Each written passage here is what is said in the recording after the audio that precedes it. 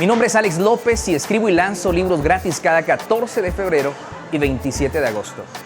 Encuentra todos mis libros en librosalexlopez.com.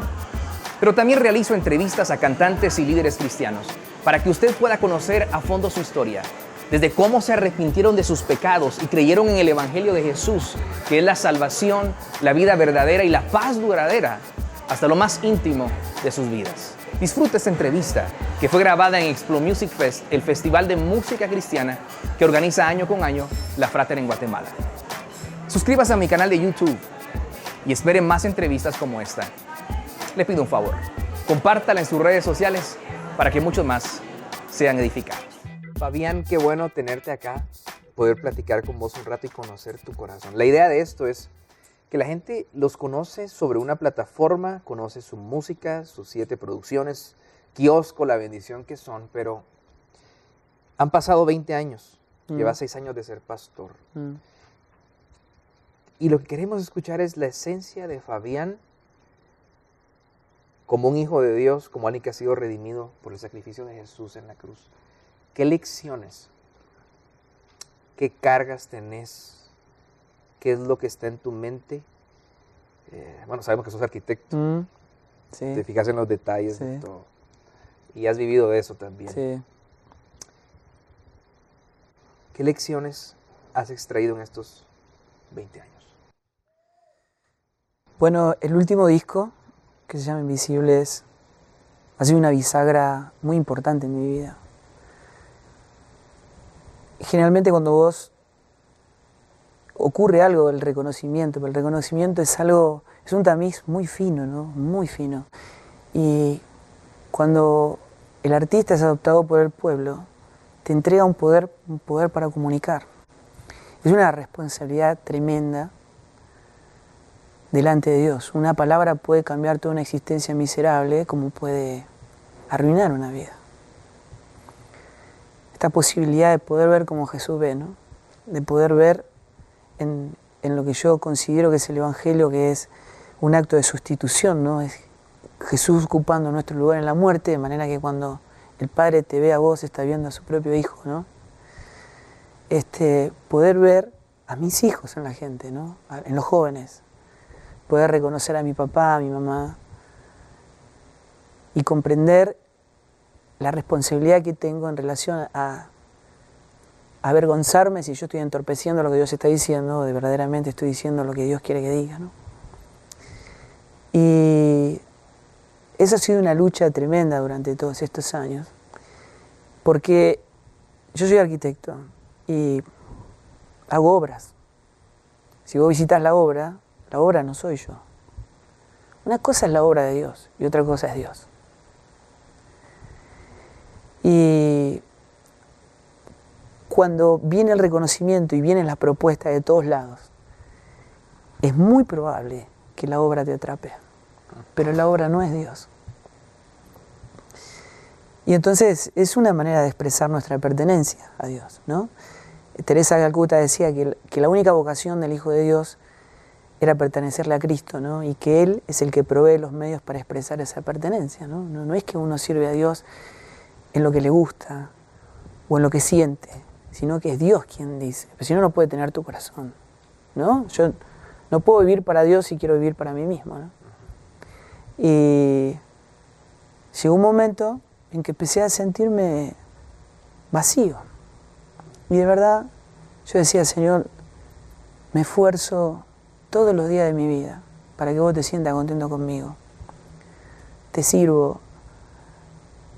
Hago todo lo que puedo para alegrarte, para que me mires como el hijo que vos deseas tener. ¿Por qué me siento así? ¿Por qué me siento triste, vacío? Y empezaron a pasar los meses. En ese tiempo me enfermé. Era muy probable que nunca más pueda volver a cantar y me iba a cambiar la vida, ¿no? Y me acuerdo que dije, Dios me tiene que hablar y, Señor, me tenés que decir qué es lo que me estaba ocurriendo, ¿no? Y pasaba noches, hasta la madrugada, orando y decía, Dios me tiene que hablar. Y un día, después de 4 meses, llegó esa palabra, ¿no? Y Dios me dijo, hijo, estoy construyendo la iglesia, pero no es la iglesia que vos ves. Yo estoy construyendo mi iglesia con gente que no necesita prosperidad, promoción, aplauso o reconocimiento para vivir la vida que yo diseñé para ellos. Estoy construyendo mi iglesia con gente que se da a sí misma sin esperar nada a cambio. Y me dijo, hijo, yo quiero que cuando la gente te vea a vos, reconozca a mi hijo Jesús en vos. De ahí me vino la idea de la invisibilidad, ¿no? De que el único motivo por el cual uno elige ser invisible es para que toda la gloria sea para Dios, ¿no? Que la gente no te vea a vos, sino que vea al Señor, ¿no? Y inmediatamente empezó a venir toda palabra de Dios, que lo único que Dios recompensa en público es lo que vos haces en secreto, digamos, lo que la gente no puede agradecerte, lo que la gente no puede felicitarte, lo que nadie reconoce, lo que está en secreto con el Padre, los que en definitiva cuentan para Él, ¿no? Es lo que Él bendice públicamente, ¿no? Y fue una noche extraordinaria porque esa noche Dios me devolvió al lugar donde yo había nacido, ¿no? Me puso de nuevo a los pies de la cruz y me di cuenta que lo único que yo necesitaba para ser feliz era Él. Y Señor, yo renuncio a todo lo que tengo, no. La iglesia es tuya, la gente es tuya, la obra es tuya, todo es tuyo. De verdad, puedo irme de la iglesia y de todos los lugares donde yo participé y nadie me debería absolutamente nada. Porque el amor es gratuito y si yo no lo hice por amor, entonces hay algo que está funcionando mal en mi vida. La verdad, todo te lo debo a vos. Y de verdad, ¿cómo yo podría predicar el Evangelio si en realidad la gente no se daría cuenta de que en realidad Dios no puede satisfacer en mí mismo mis propias necesidades, ¿no? Si Él no es el pan de vida, que si como de Él nunca más vuelvo a tener hambre, ¿no? Entonces digo, ¿qué pasaba en mi corazón? Y me di cuenta que lo único que necesitaba era el pan de vida, volver a Él. Y dije, Señor, tenés mi corazón, estoy dispuesto a renunciar absolutamente a todo para quedarme solamente con vos. Decime lo que querés y eso es lo que voy a hacer, ¿no? De verdad, yo creo que la iglesia tiene que entrar en un proceso de devolución. Hay que devolverle la iglesia a Dios. No se puede hacer la iglesia como a nosotros nos gusta. Hay que hacerla como Dios quiere, esencialmente porque la iglesia es de Él. Así que así nace Invisibles y viendo de todas las perspectivas cómo construir una iglesia que tenga una fisonomía crística, ¿no? Y que el Evangelio se predique con la vida, no solamente con palabras, ¿no? Wow. ¿Qué es lo que Dios quiere de su iglesia? Bueno, todas las obras de Dios, todas, apuntan a un solo objetivo, que es la gloria de su nombre. Yo particularmente con esto tengo una carga tremenda porque Dios me ha hablado. Yo cada vez que veo las cosas que ocurren dentro de la iglesia, ¿no? Por supuesto hay de todo, ¿no? Hay buenos y malos, pero cada vez que veo algo terrible en la iglesia, tan diametralmente opuesto a lo que Dios espera de la iglesia. En una oportunidad estábamos en Suiza y escuché predicar a un pastor. Yo dije, Señor, ¿por qué no te encargás de esto, digamos, ¿no? Por amor a la gente que viene a escuchar, que te está buscando a vos. Se predica una semilla que no puede dar fruto, ¿verdad? Si la gente va por los panes y los peces, mañana va a volver a tener hambre. Pero nunca se va a encontrar con el Salvador, con el pan de vida, con el agua de vida que el que cree en Él, de su interior van a correr ríos de agua viva. O sea, y en ese momento Dios me da un pasaje bíblico. Yo busco el pasaje bíblico y esta era la parábola de la vid y los pámpanos. Y entonces dice, yo soy la vid, vosotros los pámpanos, el que permanece en mí, yo en él, lleva mucho fruto, pero el que no es cortado, ¿no? Pero lo que me impactó fue el primer versículo, cuando Jesús dice, mi Padre es el labrador. Porque cuando Jesús dice mi Padre es el labrador, está diciendo guarden todas las tijeras. El único que pueda la vid es mi papá. Y el Señor me dijo, no critiques la iglesia, no le pegues. Es mi pueblo, es tu familia, son tus hermanos. Y me dijo, ¿vos qué sos? Y yo le dije, pámpano. ¿Y cuál es tu deber? Dar fruta. Bueno, hijo, construí la iglesia. Construíla. Yo cada vez que le digo al Señor, ¿por qué no pasa esto en la iglesia? Él me dice, hacelo vos.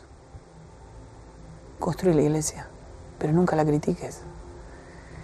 Y estoy absolutamente comprometido con construir la iglesia que está en el corazón de Dios. Juan 5:44 dice, ¿cómo ustedes dicen que creen si en realidad buscan la gloria los unos de los otros y no buscan la gloria de Dios?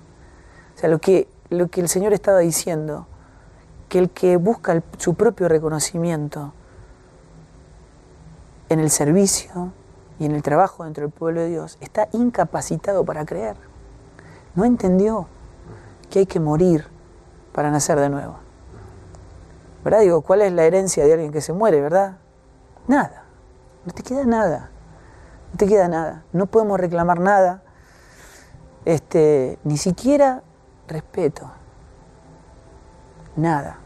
El mundo pelea por los derechos humanos y los hijos de Dios renunciamos a nuestros derechos por amor a Cristo. Y lo que es increíble de todo esto, digamos, es que Jesús precisamente fue el modelo. Viste que en esa época estaba la iglesia de esa época. Los escribas, los saduceos y los fariseos. Eran los eruditos de la palabra, los que le explicaban. Vos sabés que los que son rabinos hasta a los 12 años ya podían decir de memoria el Pentateuco, ¿no? Los primeros 5 libros de la Biblia. Hombres con una capacidad extraordinaria y con una vida completamente dedicada al servicio a Dios en el templo, ¿no?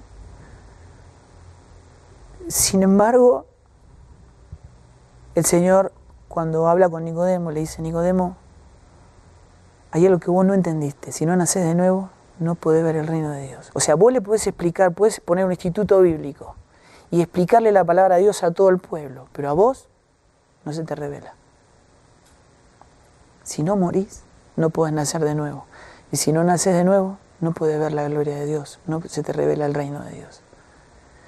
Entonces, es absolutamente necesario desaparecer, morir, para que la gente vea en nosotros a quién tiene que ver, a Cristo. De verdad que hay lugares donde uno puede inspirar. Yo lo digo yo porque pasé gran parte de mi vida arriba de un escenario, ¿verdad? Y uno puede inspirar, porque podría ser una contradicción, pero Jesús era alguien famoso. Pero dijo, no vine a hacer mi voluntad, vine a hacer la voluntad de mi Padre. Él vivió entre nosotros como alguien que no se preocupó de sí mismo, sino que, digo yo, viste, porque vos, si te defendés, Dios no te puede defender. ¿Verdad? O sea, si vivís para vos o vivís para Dios. Y entonces estoy comprometido con esta generación de devolverle a la iglesia a Dios. Digo, las manifestaciones del Espíritu que hay en la iglesia. Me parece realmente fundamental que esta generación, esta que viene, reconozca los frutos. Alex, de verdad lo digo. Yo no estoy enojado con la historia. Yo amo la iglesia, porque la iglesia es un proyecto de Dios, no de los pastores. Pero hay que enseñar a discernir los frutos. Si hay una manifestación genuina en la iglesia, de parte de Dios, si la unción de la que tanto se habló es genuinamente viene de parte de Dios, me hace humilde, Alex.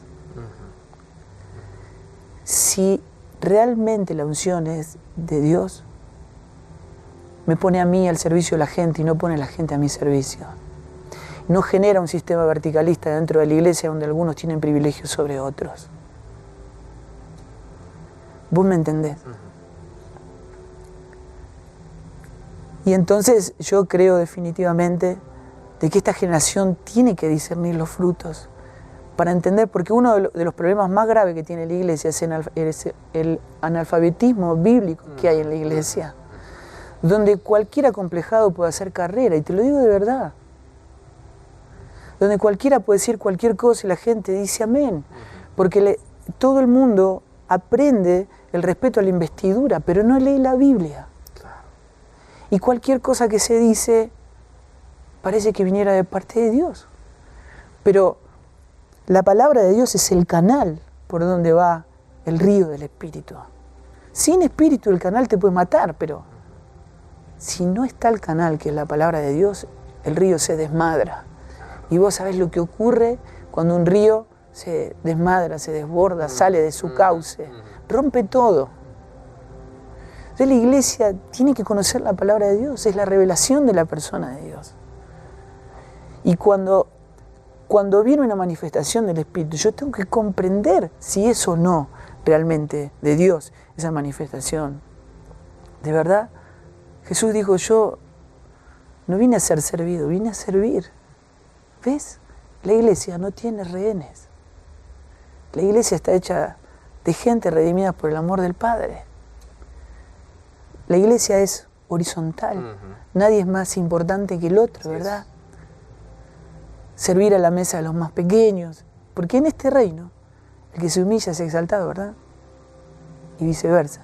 Entonces, yo no sé si lo voy a poder ver realmente, pero voy a dar mi vida para la generación que viene. Le devuelva a la iglesia a Dios y recuperemos la imagen crística de la iglesia.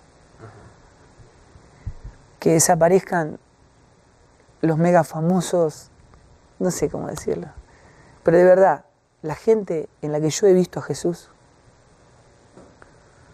mayormente no está en los congresos.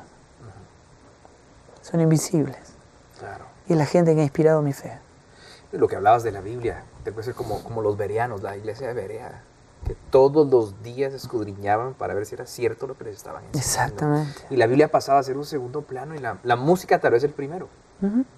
Y movimos al púlpito, que es la exposición de la palabra, y pusimos la batería. Y creo que debemos volver a la palabra de Dios. Asumamos de que yo soy un nuevo creyente en tu iglesia. Me acabo de arrepentir de mis pecados. Yo creí en el Evangelio de Jesús. Jesús es mi salvación, me sustituye. Sobre él cae el castigo de mis pecados. Él aplaca la ira de Dios. Yo soy una nueva creación. ¿Cómo es la cultura? ¿Cómo se vive el Evangelio de Jesús? ¿Qué me dirías a mí? Yo como miembro de tu congregación. Yo creo, de lo que te decía anteriormente, la iglesia tiene que arrepentirse de no predicar, o sea, de predicar una semilla que no puede dar fruto. Si yo le digo a la gente que venga a Cristo, porque le va a restaurar la familia, porque lo va a prosperar, porque lo va a sanar, en realidad, aunque no le estoy mintiendo, no es el motivo para ir a Dios. Está yendo al líder equivocado. Ese no es Cristo. Eso es una añadidura. El problema es que cuando la gente va por los regalos de Dios, en vez de por Él, se te forma una congregación enorme de gente que demanda, que pide, que quiero, óreme por esto, pero gente que no está dispuesta a dar la vida, porque considera que el precio es demasiado caro. Es lo que le pasaba a Jesús cuando le predicaba, cuando hizo el milagro de la multiplicación, ¿no? Habían 25.000 personas. Y después le dijo, bueno, les quiero explicar, mañana van a volver a tener hambre, los que fueron sanos mañana se van a enfermar de otra cosa. ¿Entienden? Pero si comen de este pan, nunca van a volver a tener hambre. Y entonces, lo interesante de todo esto es que después lo buscan a Jesús y lo encuentran del otro lado de la orilla, ¿no? del mar. Y dice, te anduvimos buscando. Y yo dice, pero ustedes me buscan, porque comieron y se saciaron. No porque están dispuestos a perder la vida por amor a mí. Ese es el gran problema. Ese es el gran problema. De que cuando el Evangelio no es presentado como lo presentaba Jesús, porque dice que esa multitud se dio vuelta y se fue. Y los discípulos le dijeron, Señor, mirá que nosotros te requeremos, te seguimos a todos lados, pero déjanos decirte si aceptás una opinión. Esta vuelta fue demasiado fuerte. Y de verdad que en materia, yo te conozco bien, sos un hombre que ama a Dios, y vos sabés que en materia de amar es imposible ganarle a Jesús, ¿verdad? Él miró a los discípulos y le dijo, si ustedes se quieren ir, ahí está la puerta. Pero nunca predicó otro evangelio, ¿ves? No se trata de cuadrar cifras, pues no estamos consagrados a la vida cristiana, estamos consagrados a la voluntad de Dios. Es un grave error querer construir la iglesia más grande. Pues no fuimos llamados al éxito, fuimos llamados a serle fiel. Entonces, hay algo que hay que recapacitar, hay algo que tenemos que devolverle a la iglesia a Dios. Esa es la verdad. Claro, y el apóstol Pablo, Gabriel, en 1 Corintios, cuando llega a Corinto, llega con temor y temblor, dice. Y predica únicamente la cruz. Exactamente. La cruz. No sabiduría humana. Y si no morís, no señales. No pueden nacer de nuevo, exactamente. ¿Viste cuando Felipe está en Samaria? Había un avivamiento tremendo. La gente se convertía. Y Dios le habla y dice, anda, que hay un eunuco etíope en el desierto. ¿Verdad que mayormente lo que Dios hace contradice todas las expectativas? ¿Cómo vas a sacar a Felipe, que era re útil en un lugar donde había un avivamiento, para ir a predicarle a una persona que estaba 100 kilómetros a pie al desierto, ¿verdad? Puede decir, Señor, esa no es mi zona. O le puede decir a otro hermano que esté más cerca. Pero el eunuco etíope, dice la Biblia, que había ido a adorar a Jerusalén. Y de Etiopía a Jerusalén hay 2100 kilómetros. Ese hombre viajó 1 mes y medio para ir a adorar. ¿Sabes por qué lo mandó a Felipe? Porque a Dios le interesa a esa gente. Y entonces va. Después, yo mirando la historia vi que la segunda nación que fue declarada después de Armenia cristiana en esa zona fue Etiopía. La verdad, yo dije, ¿y entonces quién después en el año 200? ¿Quién llevó el evangelio a ese lugar? ¿Viste? Yo digo, mayormente lo que Dios hace contradice nuestras expectativas. Pero es imposible saber más que Dios. ¿Entendés? El propósito es su voluntad. Es que Él lo pueda lograr con nosotros. Que su nombre sea glorificado en nuestra vida. Estoy comprometido, Alex. Qué grueso. En el segundo libro de Corintios, el apóstol Pablo menciona a los superapóstoles, aquellos que se están de forma insensata haciendo grandes. Y entonces él por un momento pierde la cordura y les habla como insensato, dice. No como de día. Empieza a mostrar su pedigrí, es decir, todas sus características. Pero en un momento, en el libro, él dice, por tercera vez los voy a visitar. Y estoy dispuesto a gastar todo lo que tengo. Y aún yo mismo me gastaré del todo por amor a ustedes, aunque amándolos más, a mí menos. ¿Cómo te estás gastando? ¿Cómo estás gastando tu vida en este tiempo por el Evangelio de Jesús? ¿Qué estás haciendo, Fabián, personalmente? ¿Cómo te estás desgastando? Que puede inspirarnos a nosotros. Es muy interesante, es muy lindo. Una vez Watchman Nee, saliendo de una de sus prisiones, él estaba muy deteriorado físicamente.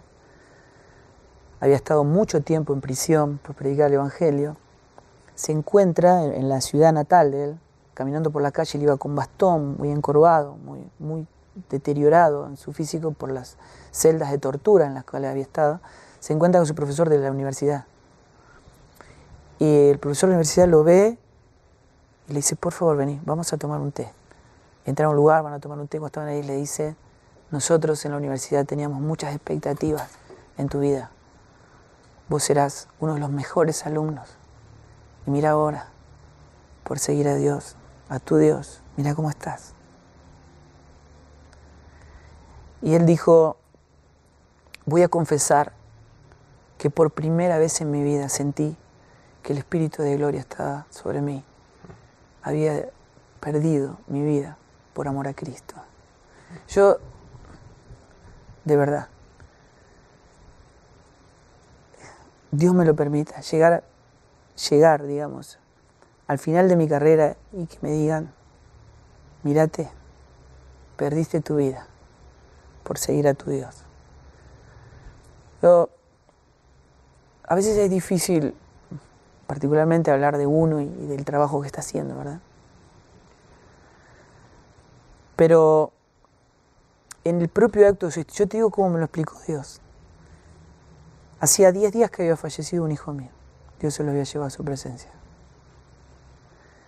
Y yo paro en un semáforo con mi auto y un chico me golpea el vidrio para pedirme una moneda. Y cuando yo lo vi, le vi la cara de mi hijo. Y fue un shock tan fuerte para mí que me tuve que estacionar para tranquilizarme y me puse a orar. Y cuando me puse a orar, Dios me habla y me dice, ¿sabes por qué este tipo de situaciones vos las resolvés dando una moneda? Porque no podés reconocer a tu propio hijo en ese chico.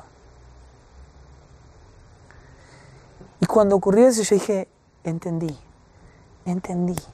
Es así como Dios lo hace. En el propio acto de sustitución, Jesús ocupando nuestro lugar en la muerte, cuando Dios te ve a su hijo, como yo lo pude ver. No hay cristianismo, no existe el cristianismo, si no es perdiendo mi vida por amor al otro como Cristo lo hizo por mí. Si a mí no me importa lo que le pasa a la vez, no hay evangelio sin justicia social, no hay. Si a mí no me importa lo que le pasa al que está al lado mío, no hay cristianismo. Porque no interpreta a Cristo, no interpreta a su corazón. Porque cuando yo nazco de nuevo, Dios me da un corazón nuevo. Un corazón, me saca el corazón de piedra, me pone un corazón de carne, que puede amar lo mismo que Dios ama. Porque somos hechos para buenas obras, hechura suya, ¿verdad? Porque Dios es el que produce tanto el querer como el hacer. Y entonces puedo amar lo mismo que Dios ama. Y Dios ama a la gente.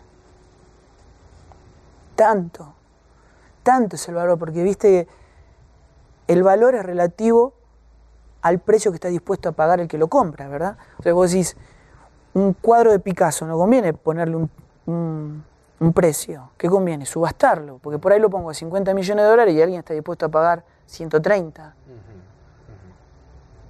O sea, el valor de algo es relativo al valor que está dispuesto a pagar el que lo quiere comprar. Es que el valor que el Padre puso en nuestra vida era tan alto, que costó la vida de su propio hijo.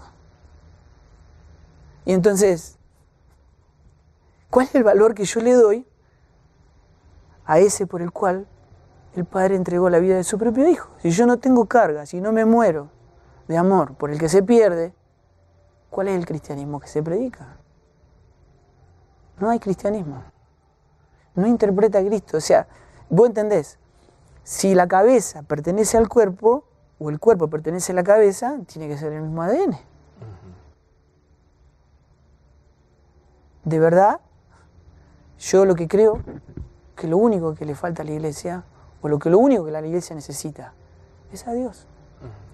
Dios tiene que cambiar nuestro corazón, tiene que transformarnos a su imagen. Él lo tiene que poder lograr con nosotros.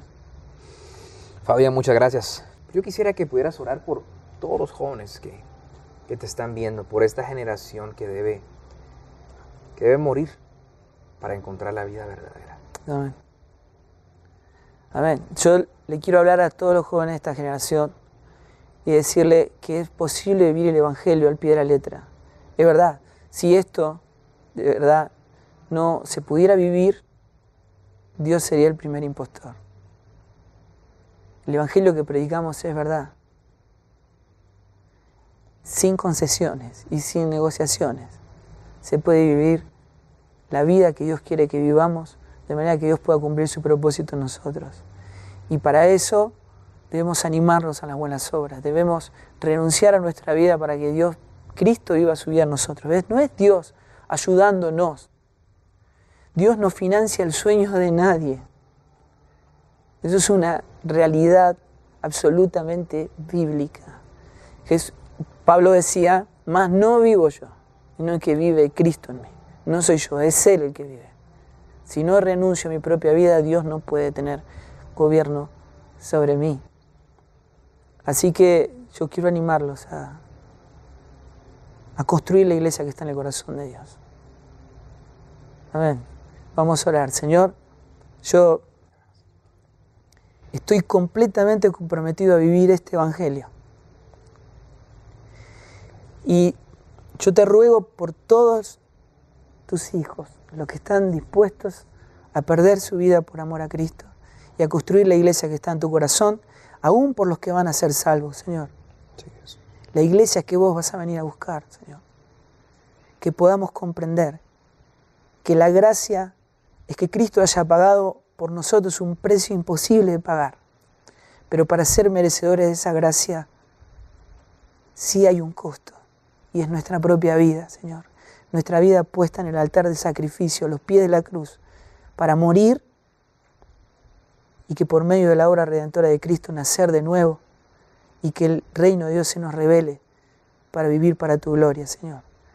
Yo te ruego por esta juventud, Señor, que va a devolverte tu iglesia y que va a construir la iglesia como vos la querés. Yo los bendigo en tu nombre, Señor, en el nombre de Cristo Jesús. Amén. Amén. Amén. Muchas gracias por tu tiempo, por tus palabras. Te queremos hoy. Yo también. Amén. Espero haya disfrutado esta entrevista. Suscríbase a mi canal en YouTube y espere más entrevistas como esta. Le pido un favor, compártala en sus redes sociales para que muchos más sean edificados. Y descargue todos los libros gratis que he escrito en librosalexlopez.com. Que Dios le bendiga.